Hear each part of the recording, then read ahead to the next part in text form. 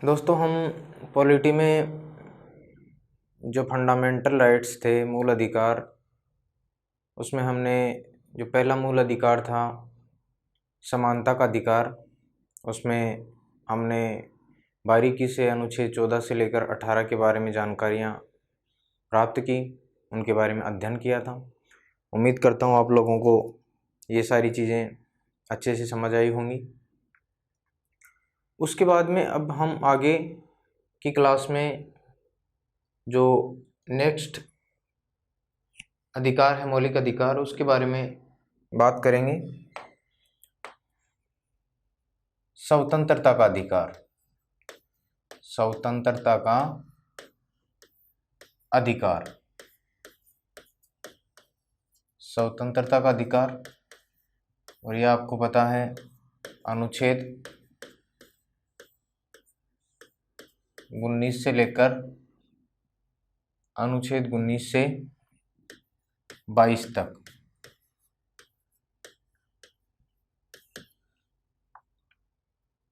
अनुच्छेद 19 से 22 तक वर्णन किया गया है स्वतंत्रता के अधिकार का। ठीक है, अनुच्छेद 19 से 22।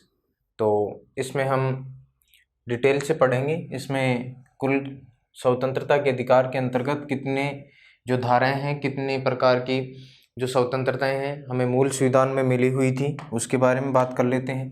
तो हमें मूल संविधान में 7 प्रकार की, मूल संविधान में इसमें कितनी धाराएं थी? 7, यानी कहने का मतलब अनुच्छेद 19 के अंतर्गत जो हमें मूल संविधान में जो स्वतंत्रताएं मिली वो, या इसको आप इस प्रकार से देख लीजिएगा, अनुच्छेद 19(1), अनुच्छेद 19(1), इसके अंतर्गत हमें मूल संविधान में 7 प्रकार की स्वतंत्रताएं। कितने प्रकार की? 7 प्रकार की। और वर्तमान में कितनी है? तो ये 6 प्रकार की। इसमें आपको पता है एक प्रकार की जो स्वतंत्रता है वो निश्चित कर दी गई है, हटा दी गई है, संपत्ति की स्वतंत्रता। इसमें जो एक कम हुई है, ये कौन सी है? संपत्ति की स्वतंत्रता। ठीक है, तो ये संपत्ति की जो स्वतंत्रता है, संपत्ति अर्जित करने की स्वतंत्रता, इसको 44वां जो संविधान संशोधन था उसके अंतर्गत क्या कर दिया गया है? हटा दिया गया है। ठीक है, तो इस प्रकार से वर्तमान में कितने प्रकार की, अनुच्छेद 19(1) के अंतर्गत कितने प्रकार की स्वतंत्रताओं का उल्लेख किया गया है? तो ये 6 प्रकार की। मूल संविधान में कितने प्रकार की थी? तो ये 7 प्रकार की। तो अब हम इनका क्रमबद्ध रूप से अध्ययन करेंगे। अनुच्छेद 19(1) में जो स्वतंत्रताएं दी गई हैं वो कौन कौन सी स्वतंत्रताएं हैं? तो इसमें सबसे पहले आती हैं वाक एवं अभिव्यक्ति। वाक एवं अभिव्यक्ति की स्वतंत्रता। वाक एवं अभिव्यक्ति की स्वतंत्रता, इसके बारे में और बातें हम आगे देखें। क्रमबद्ध रूप से आप एक बार इसको सभी को डिटेल में देख लेते हैं हम। अनुच्छेद फिर 19(1)(b) में जो स्वतंत्रताएं हैं वो कौन सी हैं? तो इसमें आप बता देंगे शांतिपूर्ण एवं हथियार रहित सम्मेलन की स्वतंत्रता। सम्मेलन की स्वतंत्रता, यह आपका अनुच्छेद 19(1)(b) में, या अगर आप हिंदी में देखें तो 1(ख) उसके अंतर्गत आएगी। शांतिपूर्ण या हथियार रहित या निरायुध सम्मेलन करने की जो स्वतंत्रता है इसका उल्लेख किया गया है अनुच्छेद 1B में, 19(1)B में। उसके बाद में अगला आता है अनुच्छेद 19(1)C। इसके अंतर्गत संगठन या संघ बनाने की स्वतंत्रता,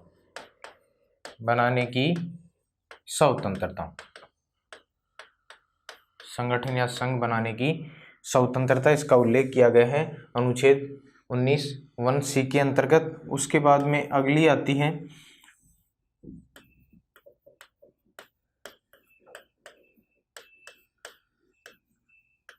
अनुच्छेद 19(1)D। इसका मतलब जो घ आता है उसके अंतर्गत कौन सी स्वतंत्रता का उल्लेख किया गया है, तो इसमें घूमने फिरने की स्वतंत्रता, घूमने फिरने की स्वतंत्रता, भारत के राज्य क्षेत्र के भीतर अबाध रूप से संचरण करने की जो स्वतंत्रता है इसका उल्लेख किया गया है अनुच्छेद 19(1)D के अंतर्गत, यानी किसी भी प्रकार की कोई प्रतिबंधिता नहीं है। उसके बाद में अगला आता है अनुच्छेद 19(1)E के अंतर्गत कौन सी स्वतंत्रता का उल्लेख है, तो भारत के राज्य क्षेत्र के भीतर रहने और बसने की स्वतंत्रता, रहने और बसने की स्वतंत्रता, रहने और बसने की स्वतंत्रता का उल्लेख किया गया है। उसके बाद में अगली आती है अनुच्छेद 19(1)F के अंतर्गत। ये छोटे वाले हैं ABCDEF, तो इसका मतलब आप ये समझेंगे कि इनका उल्लेख मूल संविधान में ही किया गया था, कोई नई चीज इसमें नहीं जोड़ी गई है। अगर इनके स्थान पर बड़ा जो शब्द आता, बड़ा अक्षर आता, तो इसका मतलब निश्चित रूप से वो क्या है, नया जोड़ा गया है। तो ये सारी की सारी मूल संविधान के अंतर्गत ही थी।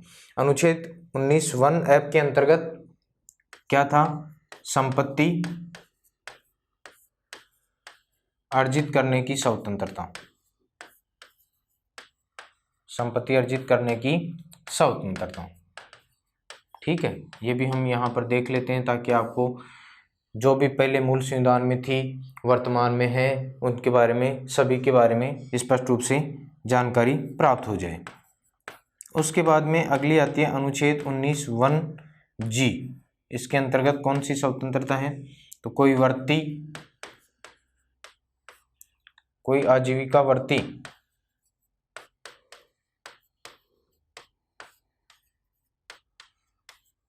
या कह सकते हैं व्यवसाय करने की स्वतंत्रता, व्यवसाय करने की स्वतंत्रता। तो ये हैं दोस्तों आपकी जो 7 प्रकार की जो स्वतंत्रताएं आपको अनुच्छेद 19(1) के अंतर्गत दी गई थी मूल संविधान में। इन सभी का उल्लेख मैंने सभी 7 के बारे में यहाँ पर बता दिया है। वर्तमान में 6 हैं, कौन सी हटी है तो इसके बारे में हम बता देंगे। इसके बारे में वापस देख लीजिएगा एक बार। अनुच्छेद 19(1)A में किस स्वतंत्रता का उल्लेख है, वाक एवं अभिव्यक्ति की स्वतंत्रता, यानी वाक का मतलब होता है बोलना, अभिव्यक्ति का अर्थ होता है अपने विचार प्रकट करना। तो यानी भाषण और अभिव्यक्ति की स्वतंत्रता भी कह सकते हैं इसको। तो शुद्ध शब्द यही है जो हमारे संविधान में लिखा हुआ है। वाक अभिव्यक्ति की स्वतंत्रता का उल्लेख किस अनुच्छेद में है, अनुच्छेद 19(1)A के अंतर्गत है।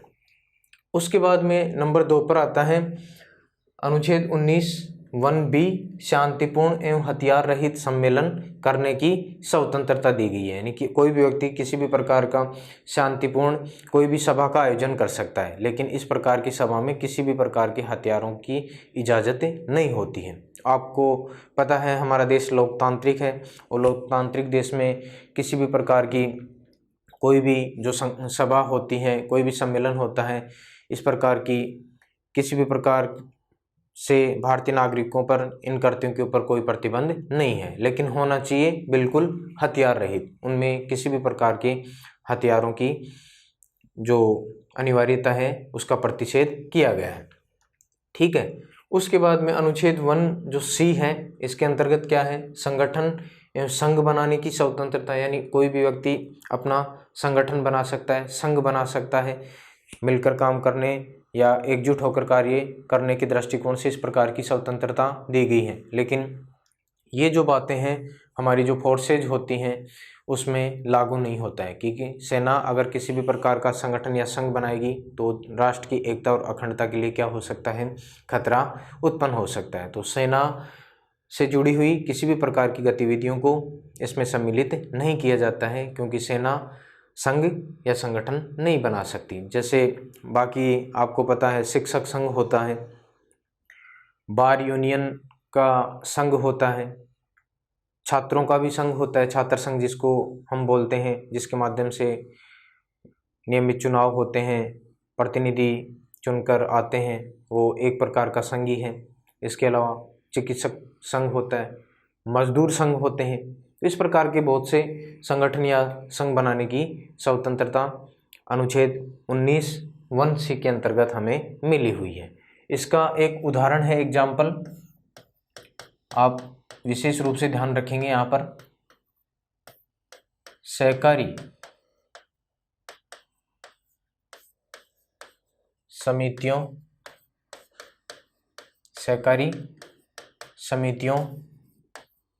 की स्थापना की स्वतंत्रता इसके अंतर्गत ही आती है। अनुच्छेद 19(1)(c) के अंतर्गत ही आती है। सहकारी समितियों की स्थापना की स्वतंत्रता दी गई है और ये व्यवस्था की गई है कब, 97वां संविधान संशोधन 97 जो संविधान संशोधन है उसके अंतर्गत, 97वां संविधान संशोधन 2012, ठीक है। इसके अंतर्गत ये व्यवस्था की गई है कि व्यक्ति सहकारिता को बढ़ावा देने के उद्देश्य से सहकारी समितियों की स्थापना कर सकते हैं, ठीक है, ये ध्यान रखेंगे आप। उसके बाद में अनुच्छेद 1 जो डी है, इसके अंतर्गत क्या दिया गया है, घूमने फिरने की स्वतंत्रता, यानी राज्य क्षेत्र के अंतर्गत भारत जो संपूर्ण भूभाग है उसमें हम किसी भी प्रकार से अबाध रूप से बिना किसी बाधा के घूम सकते हैं, संचरण कर सकते हैं, ये स्वतंत्रता हमें मिली हुई है। अनुच्छेद 19(1)(e) के अंतर्गत रहने और बसने की स्वतंत्रता का उल्लेख किया गया है, रहने और बसने की स्वतंत्रता, ठीक है। तो रहने और बसने की स्वतंत्रता के मद्देनज़र आपको पता है कि पहले जम्मू कश्मीर में इस प्रकार की व्यवस्था नहीं थी, लेकिन गत वर्ष इस प्रकार की स्वतंत्रता भी हमें प्राप्त हो गई है। क्यों? क्योंकि जम्मू कश्मीर का जो विशेष राज्य का दर्जा था वो ख़त्म कर दिया गया है और राज्य की श्रेणी से हटाकर उसको केंद्र शासित प्रदेश का दर्जा दे दिया गया है।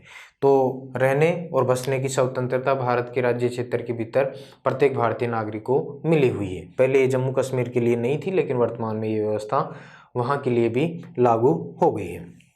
उसके बाद में आता है आपका अनुच्छेद 19 जो 1(f) है, उसके बारे में बात कि व्यक्ति को अपनी संपत्ति अर्जित करने की क्या होगी, स्वतंत्रता होगी। किसी भी प्रकार की कोई संपत्ति है, इसको अर्जित करने की संपत्ति प्रत्येक नागरिक को होगी, लेकिन इसको हटा दिया गया है। आपको पता है 44वां संविधान संशोधन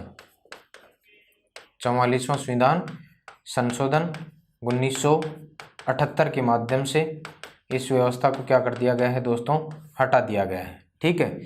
क्योंकि आपको पता है संपत्ति का जो अधिकार है मौलिक अधिकार की श्रेणी से हटाकर विधिक अधिकार बना दिया गया है अनुच्छेद 300 के अंतर्गत। तो ये स्वतंत्रता भी यहाँ से क्या हो गई, समाप्त हो गई। और उसके बाद में आता है अनुच्छेद 19(1)(g), भारत के राज्य क्षेत्र के भीतर किसी भी व्यक्ति को अपनी आजीविका, कोई भी छोटा मोटा कार्य या व्यवसाय करने की क्या मिलती है, स्वतंत्रता मिलती है, ताकि वो अपने जीवन यापन करने हेतु जो भी संसाधन है उसको जुटा सके। उसके ऊपर किसी भी प्रकार की कोई बाध्यता नहीं है, कोई भी प्रतिबंध नहीं है। तो वर्तमान में आपको पता है भारतीय संविधान के अंतर्गत 19(1) के अंतर्गत जो स्वतंत्रताएं दी गई हैं वो 6 प्रकार की हैं। एक जो स्वतंत्रता है संपत्ति अर्जित करने की स्वतंत्रता, इसको हटा दिया गया है। तो ये आपके सामने है 6 प्रकार की स्वतंत्रताएं।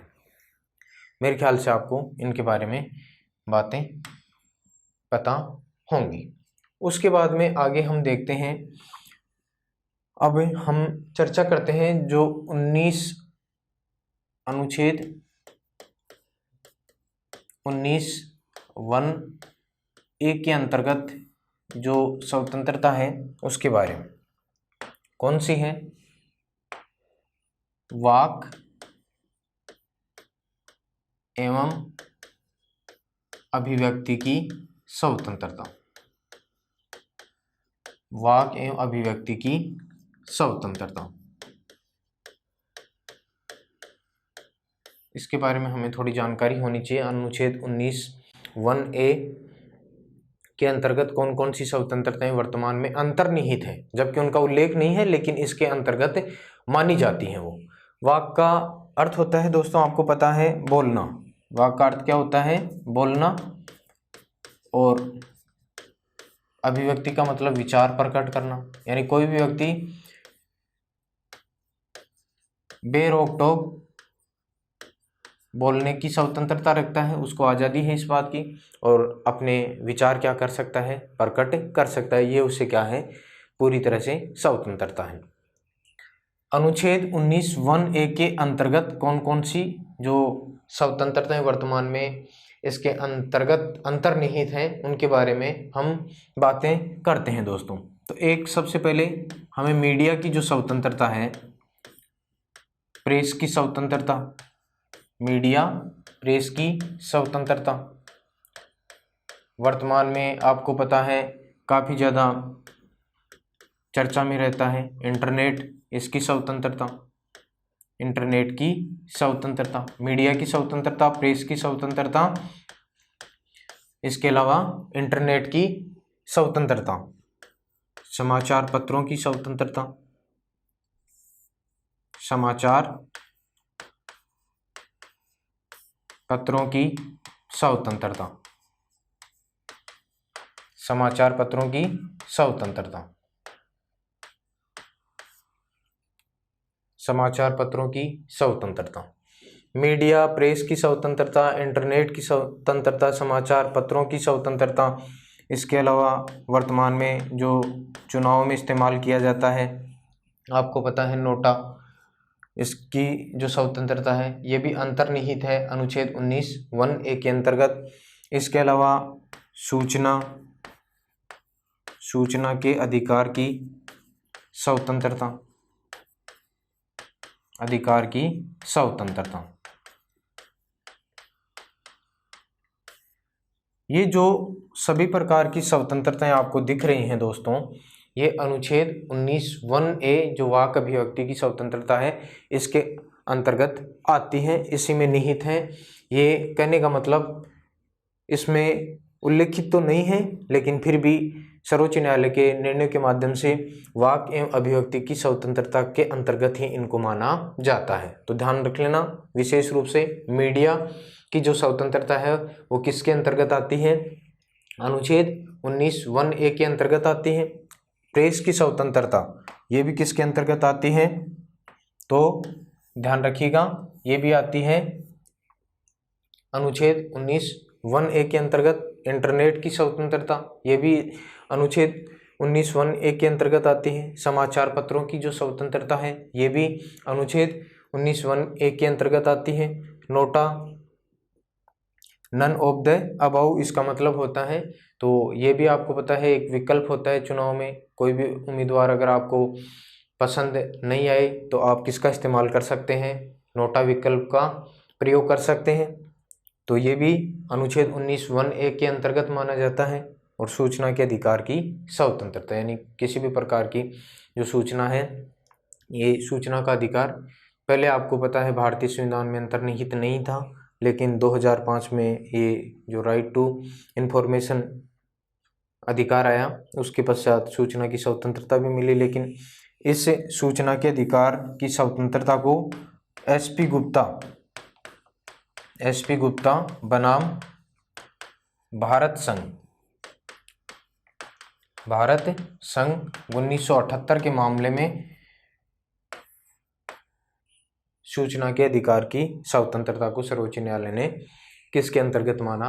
अनुच्छेद 19(1)(a) के अंतर्गत माना था। तो ये ध्यान रख लें, SP गुप्ता बनाम भारत संघ 1978 मामले में सूचना के अधिकार की स्वतंत्रता को अनुच्छेद 19(1)(a) का भाग माना गया।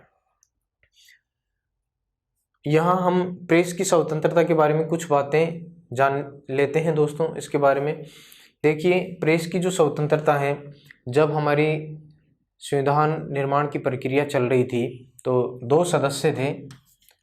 कौन कौन? एक थे सेठ दामोदर स्वरूप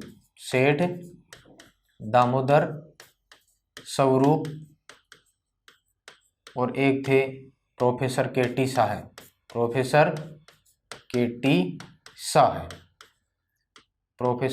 साह। तो ये 2 जो सदस्य थे, इन्होंने प्रेस की स्वतंत्रता को अलग स्वतंत्रता के रूप में रखने का प्रस्ताव रखा था कि प्रेस की स्वतंत्रता एक अलग स्वतंत्रता के रूप में रखी जाए। ये प्रस्ताव रखा, लेकिन इनका जो प्रस्ताव था वो क्या हो गया दोस्तों? अस्वीकार। इनका प्रस्ताव क्या हो गया था? अस्वीकार हो गया था। ठीक है, ये ध्यान रखेंगे आप। प्रस्ताव क्या रहा? अस्वीकार हो गया। तो यहाँ विशेष रूप से ध्यान देने की आवश्यकता है। प्रेस की स्वतंत्रता को भी वर्तमान में किसके अंतर्गत माना जाता है? अनुच्छेद 19(1)(a) के अंतर्गत माना जाता है। ये बातें आप ध्यान रखेंगे। संविधान सभा के सदस्य सेठ दामोदर स्वरूप और प्रोफेसर KT साह ने प्रेस की स्वतंत्रता को अलग स्वतंत्रता के रूप में जोड़ने का प्रस्ताव रखा, लेकिन ये प्रस्ताव क्या रहा? अस्वीकार, यानी खारिज कर दिया गया। और इसके अलावा एक हमारे संविधान सभा के एक सदस्य और थे, HV कामत।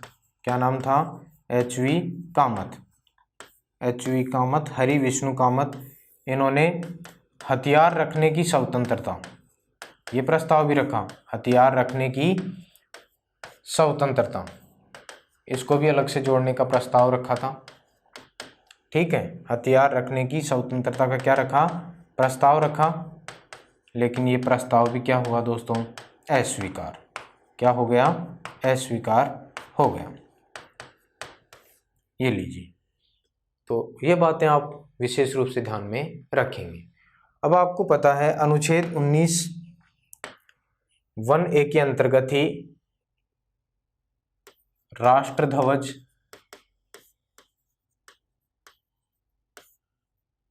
ध्वज फहराना, इसको भी अभिव्यक्ति की स्वतंत्रता माना जाता है। अभिव्यक्ति की स्वतंत्रता माना जाता है।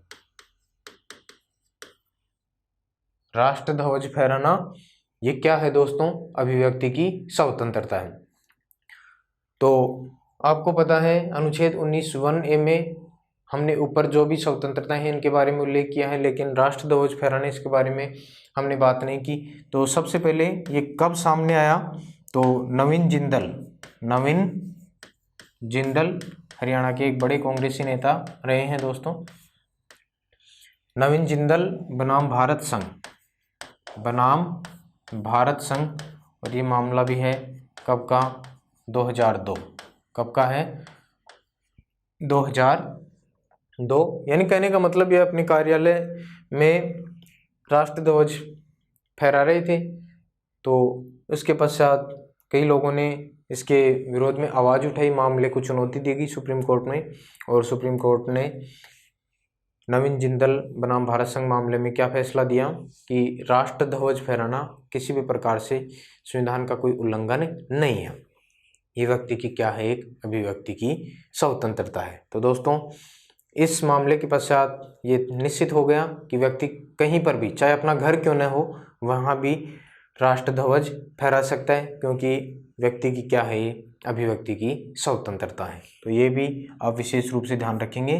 नवीन जिंदल बनाम भारत संघ 2002 के मामले में सुप्रीम कोर्ट ने क्या निर्णय दिया कि राष्ट्र ध्वज फहराना अभिव्यक्ति की क्या है, स्वतंत्रता है। उसके बाद में एक मामला और देखते हैं हम, ADR academic association for democratic reforms के नाम से जाना जाता है। ADR बनाम भारत संघ, ADR बनाम भारत संघ।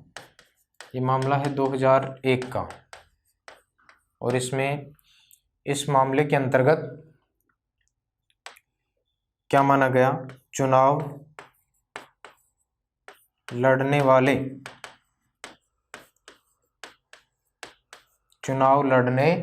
वाले उम्मीदवारों की पृष्ठभूमि जानना, उम्मीदवारों की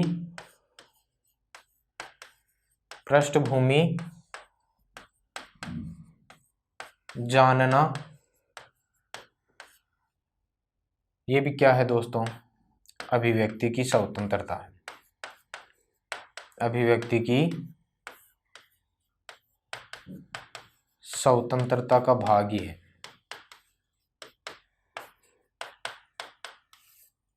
यह निर्णय दिया गया ADR बनाम भारत संघ 2001 के मामले में कि चुनाव लड़ने वाले उम्मीदवारों की पृष्ठभूमि जानना, ये अभिव्यक्ति की स्वतंत्रता का ही क्या माना जाता है, भाग माना जाता है। तो इसके अनुरूप वर्तमान में आपको पता है कि सभी के जो उम्मीदवार हैं वो चुनाव में पार्टिसिपेट करते हैं, भाग लेने की कोशिश करते हैं। तो आपको ये पूरा अधिकार है कि ऐसे उम्मीदवारों की आप क्या जान सकते हैं, पृष्ठभूमि जान सकते हैं कि उसके ऊपर किसी भी प्रकार का कोई क्रिमिनल जो केस है वो है या नहीं है। तो ये भी आपका क्या है, अभिव्यक्ति की स्वतंत्रता का भाग है दोस्तों। उसके बाद में एक मामला और देखते हैं हम, ये मामला है श्याम नारायण चौकसे, श्याम नारायण चौकसे, ये एक इंजीनियर थे मध्य प्रदेश के, बनाम भारत संघ, बनाम भारत संघ 2016 में निर्णय आया, श्याम नारायण चौकसे बनाम भारत संघ 2016। दोस्तों श्याम नारायण चौकसे एक इंजीनियर थे मध्य प्रदेश के, और ये बात है 2002 की एक मूवी थी, अगर आपको ध्यान में हो, कभी खुशी कभी गम। तो ये फुर्सत के समय सिनेमा घर में मूवी देखने के लिए गए, कभी खुशी कभी गम चल रही थी, और उसमें एक दृश्य में बीच में राष्ट्रगान बजता है। क्या बजता है? राष्ट्रगान। तो राष्ट्रगान के समय ये जो इंजीनियर साहब थे वो खड़े हो जाते हैं सिनेमा घर में, उसके आदर और सम्मान में, आपको पता है मूल कर्तव्यों के अंतर्गत ये बातें आती हैं। तो ये खड़े होकर उसका सम्मान आदर करते हैं। तो अन्य लोग जो मूवी देख रहे थे उनको इसमें व्यवधान उत्पन्न होता है, तो उन्होंने इनको ललकारा कि आप बैठ जाइए, इस प्रकार से आप जो चलती हुई मूवी के बीच में खड़े होकर दूसरे को किसी भी प्रकार से आप दूसरे की स्वतंत्रता में खलल नहीं डाल सकते। तो उसी समय इनके साथ में क्या हुई, हाथापाई जैसी घटनाएं हुई। तो ये गए फिर कहाँ पर, मध्य प्रदेश हाई कोर्ट में। मध्य प्रदेश हाई कोर्ट ने जो फिल्म थी उसके ऊपर क्या लगा दी, रोक लगा दी। उसके पश्चात ये मामला गया कहाँ पर, सुप्रीम कोर्ट में। और सुप्रीम कोर्ट ने फिर अपने निर्णय में क्या बताया कि सिनेमा घरों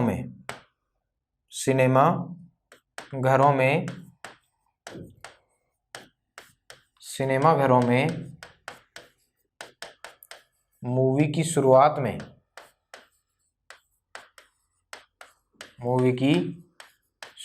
में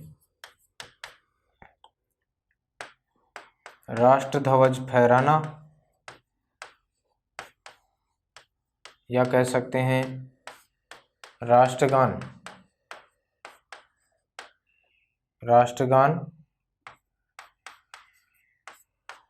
किसकी स्वतंत्रता है दोस्तों, अभिव्यक्ति की स्वतंत्रता। अभिव्यक्ति की क्या है, स्वतंत्रता। ठीक है, राष्ट्र ध्वज फहराना, राष्ट्रगान अगर बजता है तो ये क्या है, अभिव्यक्ति की स्वतंत्रता है। ये किस मामले में माना गया, श्याम नारायण चौक से बनाम भारत संघ। इस बात का बड़ा विरोध भी हुआ। इस प्रकार से तो अगर बार बार दर्शे आएंगी इस प्रकार के राष्ट्रध्वज फहराने के या राष्ट्रगान बजने के, तो बार बार अगर खड़े होंगे, इस प्रकार की व्यवस्था हो बनेगी, तो यहाँ पर अव्यवस्था उत्पन्न हो सकती है। तो सुप्रीम कोर्ट ने फिर अपने मामले का रिव्यू किया और रिव्यू करने के पश्चात यानी पुनर्परीक्षण किया और रिव्यू करने के पश्चात इसको राष्ट्रध्वज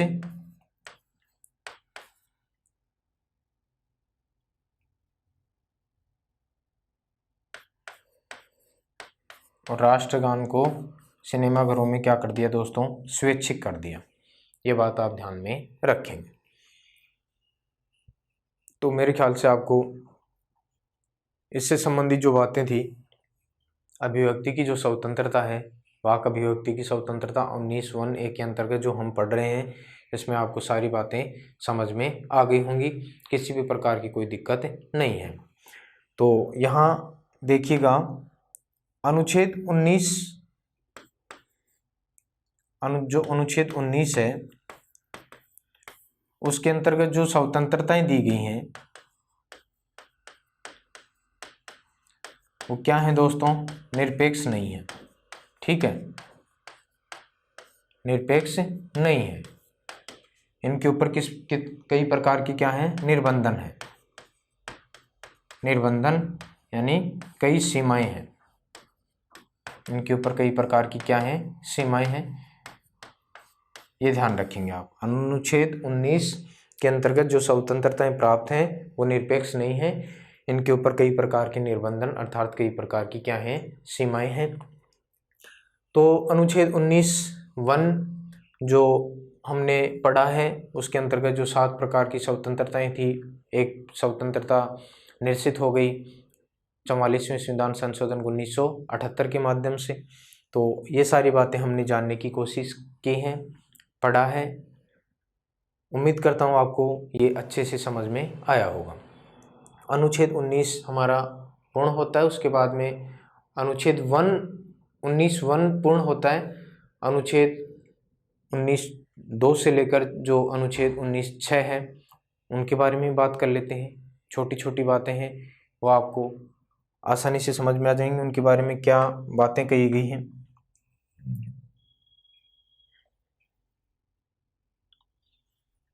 अनुच्छेद 19(2) से अनुच्छेद 19(6), अनुच्छेद 19(2) से अनुच्छेद 19(6), तो इनके अंतर्गत जो बात है, इनके अंतर्गत जो बातें आएंगी वो अनुच्छेद 19(1) की जो स्वतंत्रताएं हैं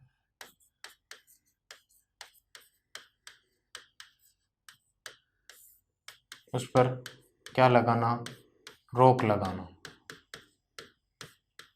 ठीक है, रोक लगाने के आधारों के बारे में जानकारियां दी गई हैं। अनुच्छेद 19(2) से लेकर अनुच्छेद 19(6) के अंतर्गत जो बातें बताई गई हैं उसमें ये बताया गया है कि इसके अंतर्गत अनुच्छेद 19(1) की जो स्वतंत्रताएं हैं इसके ऊपर रोक लगाने के क्या आधार हो सकते हैं उनके बारे में बातें बताई गई हैं। तो हम इनको क्रमबद्ध रूप से देख लेते हैं। अनुच्छेद 19(2), अनुच्छेद 19(2), तो इसमें क्या बताया गया है, इसमें बताया गया है दोस्तों अनुच्छेद 19(1)(a), ध्यान में आ गया होगा। अनुच्छेद 19(1)(a), इसका मतलब विचार अभिव्यक्ति की स्वतंत्रता या भाषण अभिव्यक्ति की स्वतंत्रता, या कह सकते हैं आप वाक अभिव्यक्ति की स्वतंत्रता। यही तो है इसके अंतर्गत कि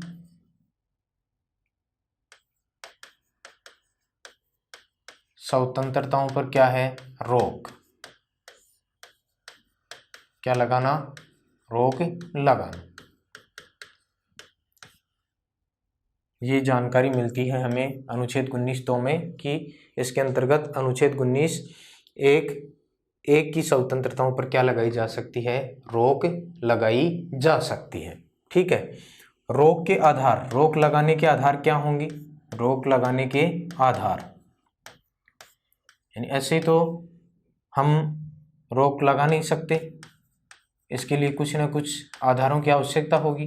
तो ये आधार कौन कौन से हैं रोक लगाने के आधार, तो रोक लगाने के आधार एक तो आ जाएगा आपका संप्रभुता और अखंडता, संप्रभुता और अखंडता। ध्यान दे लीजिएगा, विशेष बात है, अगर भारत की संप्रभुता या अखंडता को किसी भी प्रकार का कोई नुकसान होता है तो अनुच्छेद 19(a) की सभी स्वतंत्रताओं पर रोक लगाई जा सकती है। किस अनुच्छेद के माध्यम से बात कही गई है, अनुच्छेद 19(2) के माध्यम से बात कही गई है। पहला आधार ये हो गया। उसके बाद में दूसरा आधार कौन सा होगा, राज्य की सुरक्षा। राज्य की सुरक्षा, अगर राज्य की सुरक्षा को किसी भी प्रकार का खतरा उत्पन्न होता है, राज्य की सुरक्षा को किसी भी प्रकार का खतरा उत्पन्न होता है तो अनुच्छेद 19(1) के अंतर्गत जो दी गई स्वतंत्रताएं हैं वो क्या हो जाती हैं, समाप्त हो जाती हैं, उनके ऊपर रोक लगाई जा सकती है, अनुच्छेद 19(2) के अंतर्गत। उसके बाद में तीसरा जो बिंदु है रोक लगाने का आधार के अंतर्गत वो कौन सा है, तो अन्य देशों के साथ मैत्रीपूर्ण संबंध, अन्य देशों के साथ मैत्रीपूर्ण संबंध। अगर अन्य देशों के साथ में मैत्रीपूर्ण संबंधों में किसी भी प्रकार की दुर्भावना उत्पन्न हो जाती है तो भी अनुच्छेद 19(1)(a) की स्वतंत्रताओं पर रोक लगाई जा सकती है। उसके बाद में नंबर 4 पर आ जाएगा लोक व्यवस्था, लोकहित व्यवस्था कह सकते हैं, लोकहित व्यवस्था। इसके अंतर्गत भी अनुच्छेद 19(1)(a) की स्वतंत्रताओं पर रोक लगाई जा सकती है। उसके बाद में अगली आती है न्यायपालिका की अवमानना। अगर न्यायपालिका की अवमानना करते हैं तो भी इन स्वतंत्रताओं पर रोक लगाई जा सकती है अनुच्छेद 19(2) के अंतर्गत। अगला आता है सदाचार, मानहानि जैसी स्थिति होती है तो इनके ऊपर रोक लगाई जा सकती है। और अपराध संरक्षण, ठीक है, अपराध संरक्षण या कह सकते हैं अपराधों में वृद्धि होने की स्थिति में अनुच्छेद 19(a) की स्वतंत्रताओं पर क्या लगाई जा सकती है, रोक लगाई जा सकती है। तो ये 8 आधार हैं जिनके आधार पर अनुच्छेद 19(1)(a) के अंतर्गत जो स्वतंत्रताएं दी गई हैं उनके ऊपर रोक लगाई जा सकती है। यह कहता है भारतीय संविधान का अनुच्छेद 19(2). तो मेरे ख्याल से आपको ये बातें समझ में आ गई होंगी। अब हम आगे देख लेते हैं अनुच्छेद 19(3) है वो क्या कहता है। अनुच्छेद 19(3) इसके अंतर्गत क्या है, तो अभी हमने देखा था अनुच्छेद 19(1)(a) के अंतर्गत, अब इसमें बी आ जाएगा। अनुच्छेद 19(1)(b) की जो स्वतंत्रताएं हैं उस पर क्या लगाई जा सकती हैं, रोक लगाई जा सकती है।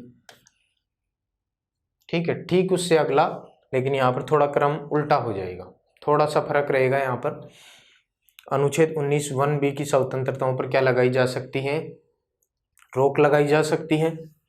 और रोक के आधार क्या होंगे, रोक के आधार, तो रोक के आधार क्या होंगे ये आप ध्यान रखिएगा। यहाँ पर एक तो संप्रभुता, राष्ट्र की संप्रभुता और अखंडता, राष्ट्र की संप्रभुता और अखंडता।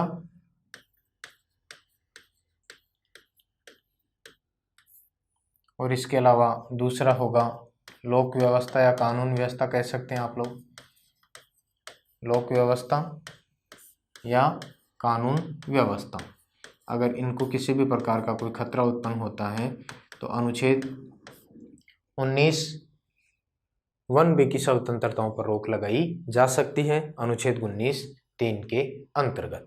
मेरे ख्याल से आपको ये बातें समझ में आ गई होंगी, कोई दिक्कत नहीं है। केवल दो आधार हैं, दोनों ध्यान रख लेंगे, संप्रभुता और अखंडता, लोक व्यवस्था और कानून व्यवस्था। उसके बाद में अगला आता है अनुच्छेद 19(4), अनुच्छेद 19(4), अनुच्छेद 19(4). तो इसमें क्या है, अनुच्छेद 19(1)(c) की स्वतंत्रताओं पर रोक, स्वतंत्रताओं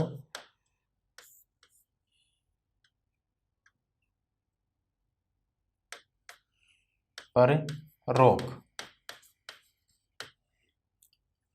अनुच्छेद 19(1)(c) की स्वतंत्रताओं पर क्या लगाई जा सकती है, रोक लगाई जा सकती है। और रोक के आधार क्या होंगे, रोक लगाने के आधार क्या होंगे, तो वही ऊपर वाले जो हमने यहाँ पर देखा है, संप्रभुता और अखंडता, संप्रभुता और अखंडता। और इसके अलावा जो लोक व्यवस्था है या कानून व्यवस्था है,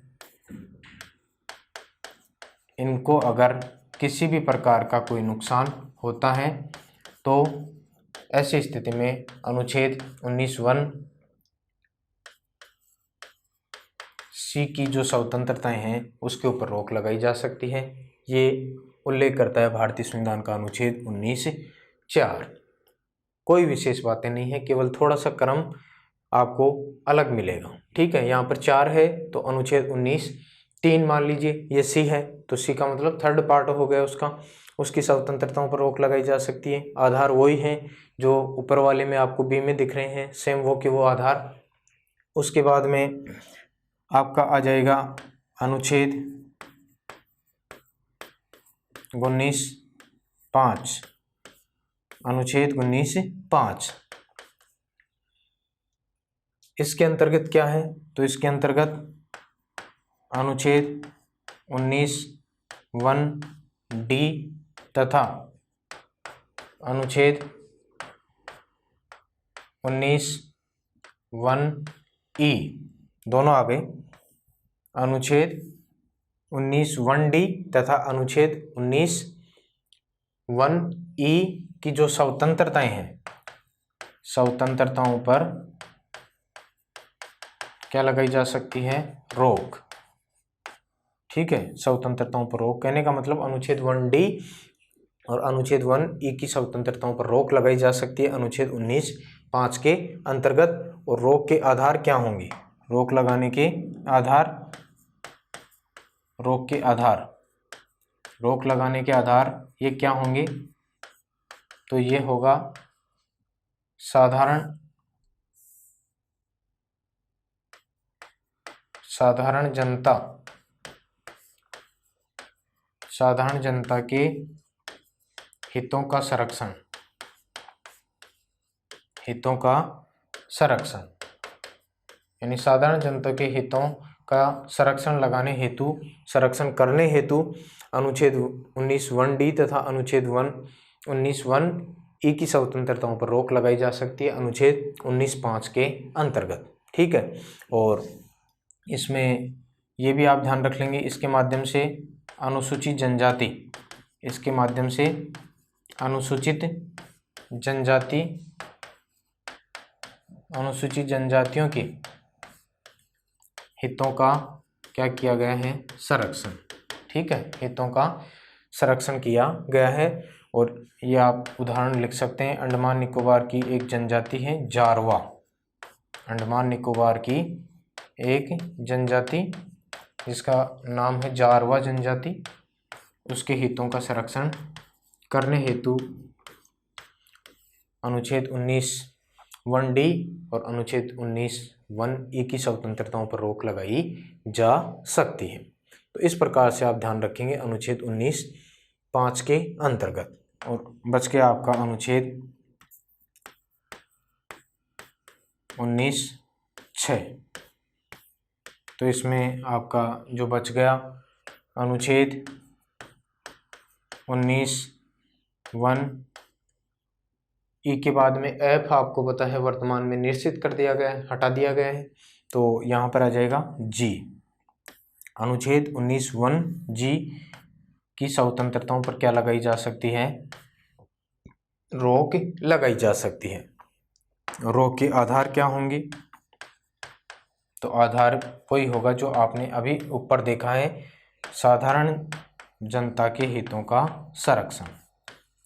साधारण जनता के हितों का संरक्षण, ठीक है। ये बात आप यहाँ पर ध्यान रखिएगा। ये था आपका भारतीय संविधान का अनुच्छेद 19। किस प्रकार से थोड़ा लंबा हो गया मेरे ख्याल से, लेकिन इसमें आपको सभी प्रकार की जो चीज़ें हैं 19 अनुच्छेद के अंतर्गत जो पार्टीशन है वो आपका कॉन्सेप्ट है वो क्लियर हो गया। किसी प्रकार की कोई समस्या नहीं है, समझ में आ गया होगा। उम्मीद करता हूँ आपको अच्छे से समझ में आया होगा। उसके बाद में हम जो स्वतंत्रता का अधिकार पढ़ रहे हैं, इसमें हम अनुच्छेद 19 के पश्चात आगे बढ़ेंगे तो आएगा अनुच्छेद 20। क्या आएगा? अनुच्छेद 20 आएगा। अनुच्छेद 20 स्वतंत्रता के अधिकार के अंतर्गत ही 19 के पश्चात अनुच्छेद 20। इसमें क्या है? अपराधों के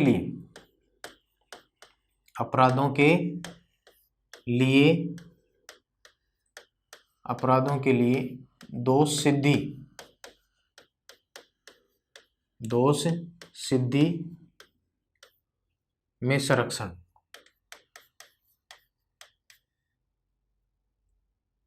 या इस प्रकार से दोष सिद्धि के संबंध में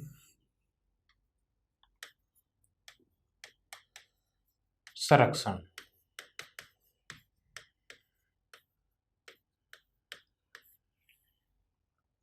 अपराधों के लिए दोष सिद्धि के संबंध में संरक्षण, ये कहता है भारतीय संविधान का अनुच्छेद 20 कहता है, ठीक है। और इसके 3 पॉइंट्स हैं। इसके कितने पॉइंट हैं? 3 पॉइंट हैं। 3 पॉइंट का मतलब 3 खंड हैं दोस्तों। तो 3 खंड किस प्रकार से हैं ये देख लेते हैं। अनुच्छेद 20(1), अनुच्छेद 19 का नाम है अनुच्छेद 20(1), इसके अंतर्गत क्या बात बताई गई है? तो इसके अंतर्गत देखिए क्या कहा गया है। अपराध करते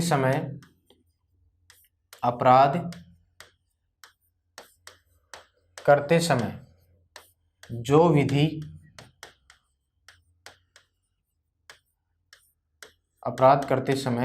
जो विधि लागू है वही विधि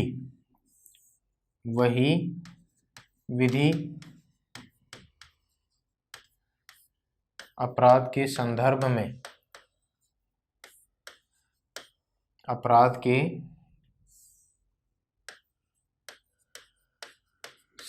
में लागू होगी।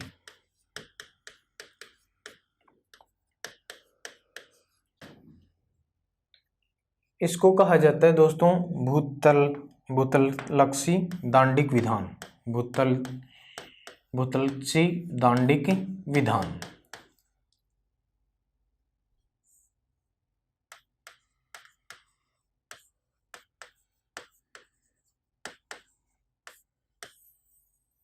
या कह सकते हैं पूर्व तिथि का कानून के मद्देनजर आप इसको समझ सकते हैं। अपराध करते समय जो विधि लागू है वही विधि अपराध के संदर्भ में लागू होगी। उदाहरण देखिए, इसका एग्जाम्पल देखते हैं हम कि मान लीजिए कोई व्यक्ति आरोपी है। कोई व्यक्ति क्या है? आरोपी। और आरोपी किसका है? तो आप यहां देख लीजिएगा, बलात्कार का, रेप केस का क्या है? आरोपी है। कब का? 2017 का। कब का है आरोपी? 2017 का, ठीक है। और इस बलात्कार केस में 2020 में सरकार ने नया कानून बना दिया और यहाँ पर पहले बलात्कार जो केस था इसमें आजीवन कारावास की सजा थी। क्या थी? आजीवन कारावास। और 2020 में इसको बदल दिया किसमें? मृत्युदंड में। किसमें बदल दिया? मृत्युदंड। समझना, इसकी भाषा आपको समझ में आ जाएगी। कोई व्यक्ति अगर बलात्कार का आरोपी है, 2017 में इसने इस प्रकार का कोई कृत्य किया है, तो उस समय बलात्कार के ऊपर किस प्रकार की जो सजा का प्रावधान था? आजीवन कारावास की सजा का प्रावधान था। और 2020 में विधि बनाकर आजीवन कारावास की जो सजा है इसको किस में तब्दील कर दिया गया? मृत्युदंड में तब्दील कर दिया गया। अब यहाँ पर ये क्या कहता है कि अपराध करते समय जो विधि लागू है, अपराध कब किया? 2017 में। 2017 में आरोपी थे और उस समय अपराध करते समय कौन सी विधि लागू थी? आजीवन कारावास की सजा। वही विधि अपराध के संदर्भ में लागू होगी, ठीक है। तो आजीवन कारावास की सजा ही इस आरोपी के ऊपर लागू होगी, न कि मृत्युदंड वाली विधि, ठीक है। इसको कहा जाता है पूर्व तिथि का कानून। ये पूर्व तिथि का जो कानून है उसी के अनुरूप आरोपी को क्या होगी? सजा होगी। ये बात यहाँ ध्यान देने की आवश्यकता है। उसके बाद में अगला आता है अनुच्छेद 19(2). ये 19 का नाम आ रहा है, सॉरी, अनुच्छेद 20(2). इसके अंतर्गत अनुच्छेद 20(2) के अंतर्गत क्या बात कही गई है? तो यहाँ कहा गया है दोहरे दंड से संरक्षण। दोहरे दंड से संरक्षण। दोहरे दंड से क्या है? संरक्षण प्रदान किया गया है। यहाँ पर इसकी भाषा और देख लेते हैं। एक व्यक्ति को एक अपराध के लिए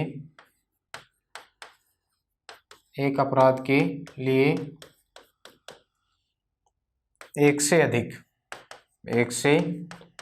अधिक दंड देना क्या किया गया है? प्रतिषिद्ध किया गया है।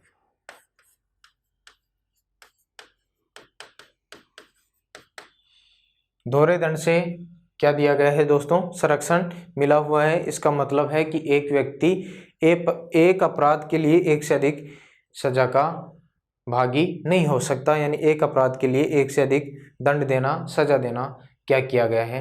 प्रतिषिद्ध किया गया है, उसके ऊपर रोक लगाई गई है, ठीक है। इसका उदाहरण मैं समझाता हूँ आपको। क्या है एग्जाम्पल? जैसे हमारे देश में प्रधानमंत्री थे राजीव गांधी। हमारे देश के प्रधानमंत्री रहे राजीव गांधी, और इनकी हत्या हो गई। आपको पता है कब हुई हत्या? 21 मई 1991। तमिलनाडु के पेरम्बदूर में जब ये चुनाव प्रचार के लिए गई हुई थी, वहाँ आत्मघाती बम विस्फोट में इनकी हत्या हो गई थी 21 मई 1991 को। आरोपियों को गिरफ्तार किया गया। गिरफ्तार करने के पश्चात मामला चला और देखिए किस प्रकार से कार्रवाई बढ़ती है। 1994 में जो ट्रायल कोर्ट था, ट्रायल कोर्ट, इसने आरोपियों को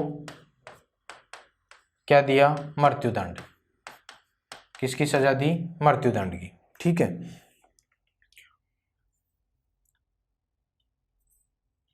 उसके बाद में 1998 में जो मद्रास हाई कोर्ट था,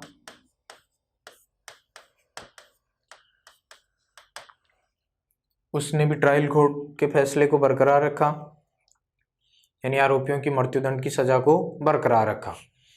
2004 में ये मामला गया कहाँ पर? सुप्रीम कोर्ट में, सर्वोच्च न्यायालय।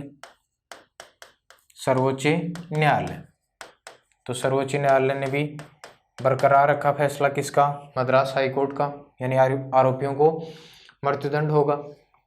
2011 में ये अंतिम रूप से गया किसके पास में? राष्ट्रपति के पास में। और राष्ट्रपति ने भी इनकी मृत्युदंड को बरकरार रखा, सजा बरकरार रखी, किसी भी प्रकार की कोई छूट नहीं मिली। ठीक है। अब देखिए दोस्तों, यहाँ पर आपको दिख रहा है कि हत्या हुई कब? 1991 में। और राष्ट्रपति तक पहुंच गया ये मामला 2011 तक। कितने अवधि लगा? 20 वर्ष। कितना? 20 वर्ष। ठीक है। तो एक सजा तो ये हो गई कि आरोपियों ने 20 वर्ष कारावास की सजा यहाँ पर भुगत ली है। ठीक है। उसके पश्चात पहली बार जो सुनवाई हुई 1994 में, ट्रायल कोर्ट ने इसको मृत्युदंड दिया और राष्ट्रपति ने मृत्युदंड की सजा को बरकरार रखा। तो ये 17 वर्ष आपको बताया सजा में देरी, यहाँ पर दिख रहा है 17 वर्ष। तो ये मामला फिर 2012 में वापस कहाँ पर? मद्रास हाई कोर्ट में आया। और मद्रास हाई कोर्ट ने 2012 में इसके ऊपर क्या लगा दी? रोक लगा दी। वकील थे राम जेठमलानी। मद्रास हाई कोर्ट ने क्यों रोक लगा दी? क्योंकि राम जेठमलानी जो वकील थे इनके आरोपियों के, उन्होंने यहाँ पर क्या दलील दी कि एक अपराध के लिए 3 सजा का प्रावधान नहीं है। एक अपराध के लिए एक ही सजा का प्रावधान है, दोहरे दंड से प्रतिषिद्ध। कह रहा है भारतीय संविधान का अनुच्छेद 20(2) कि किसी व्यक्ति को एक अपराध के लिए एक से अधिक दंड देना प्रतिषिद्ध किया गया, जबकि इन आरोपियों को तो एक अपराध के लिए 3-3 सजा मिल गई है। ठीक है। तो अब आपको पता है कि ये जो मामला है अभी विचाराधीन है। क्या है? विचाराधीन। इनके आरोपियों को किसी भी प्रकार का कोई मृत्युदंड नहीं मिला है। हो सकता है भविष्य में रिहा हो जाए, क्योंकि इस प्रकार का कोई कानून आपको पता है ही नहीं। तो दोहरे दंड से अगर संरक्षण करना है तो इन आरोपियों के बारे में भी विचार किया जाएगा, इनका भी ख्याल किया जाएगा। और उसके बाद में दोस्तों अगला आता है अनुच्छेद 20(3). अनुच्छेद 20(3) इसके अंतर्गत क्या है? अपने ही विरुद्ध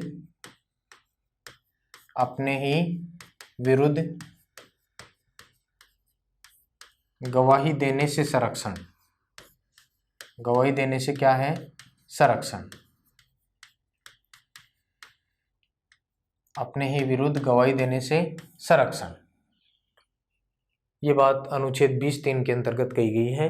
किसका मतलब यह है कि स्वयं को अपराध में फंसाने, स्वयं को अपराध में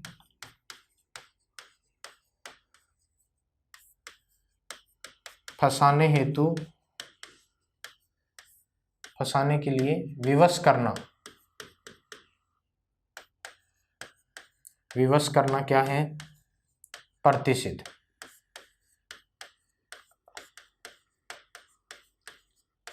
कि किसी व्यक्ति को अपराध में फंसाने के लिए किसी भी प्रकार से मजबूर नहीं किया जा सकता। यानी अपने ही विरुद्ध गवाही देने से क्या किया गया है? संरक्षण किया गया है अनुच्छेद 20(3) के अंतर्गत, कि किसी भी व्यक्ति को अपराध में फंसाने हेतु बाध्य नहीं किया जा सकता। तो भारतीय संविधान का अनुच्छेद 20, इसकी तीनों पॉइंट हमने पढ़े हैं। पहला कहता है कि अपराध करते समय जो विधि लागू थी वही विधि अपराध के संदर्भ में लागू होगी। अनुच्छेद 20(2) कहता है कि दोहरे दंड से संरक्षण, एक व्यक्ति को एक अपराध के लिए एक से अधिक दंड देना प्रतिषिद्ध किया गया है। और थर्ड कहता है अपने ही विरुद्ध गवाही देने से क्या है? संरक्षण, यानी किसी व्यक्ति को अपराध में फंसाने हेतु बाध्य नहीं किया जा सकता है। ठीक है दोस्तों, मेरे ख्याल से आपको ये जो पार्टीशन था स्वतंत्रता के अधिकार के अंतर्गत अनुच्छेद 19 और 20 ये समझ में आ गया होगा। आज की क्लास के लिए हम इतना ही रखेंगे, आगे जो बच गया उसको हम देखेंगे नेक्स्ट क्लास में। तब तक के लिए धन्यवाद सभी विद्यार्थियों, सभी दोस्तों को। All the best.